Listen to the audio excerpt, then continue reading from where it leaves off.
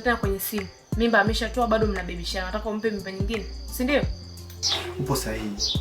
Lakini yule tunahitaji pesa kwenye biashara kama mikopo na kufanya.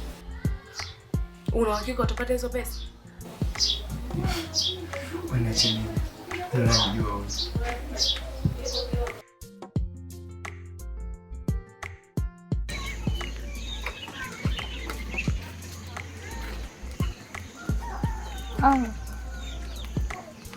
Chale vitatu. Ila nimeshaweka. Tuongee tu. Wenzangu.